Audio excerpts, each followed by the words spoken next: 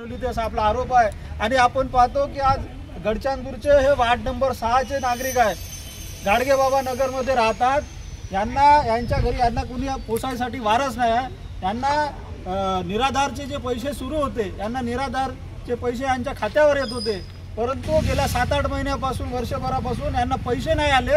आज यांच्या घरी अनाजाचा एक दाना सुद्धा नाही आहे। आमचे सामाजिक कार्यकर्ते पुरुषोत्तमजी मेश्राम यांना काही अनाज घेऊन दिलं।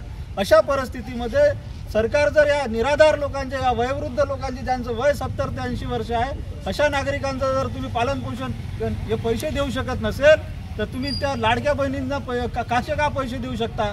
तुम्ही सरळ सरळ जनतेची फसवणूक करताय असा आपला थेट आरोप आहे। आणि अशा लोकांनी काय करायचं? यांना तुम्ही उपाशी ठेवता, यांना एक अन्नाचा एक दाना देत नाही, यांना निराधाराचे पैसे देत नाही, तर तुम्ही अशा लोकांना इच्छा मरणाची तरी तुम्ही यांना परवानगी द्या।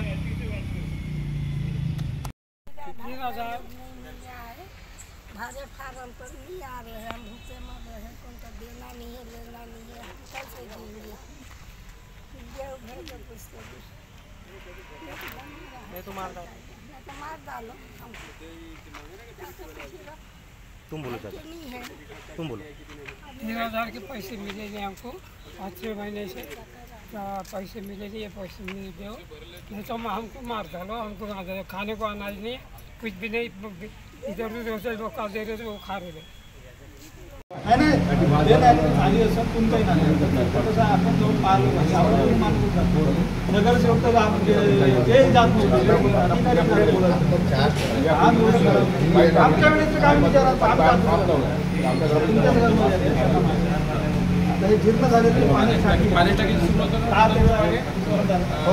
रोजच पाणी जाते, भरते पुन्हा पाणी खाली, नवीन पाण्याची टाकी रिप्लाय काय आला नाही।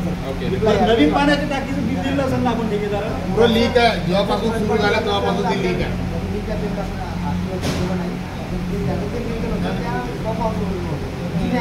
पाण्याची टाकी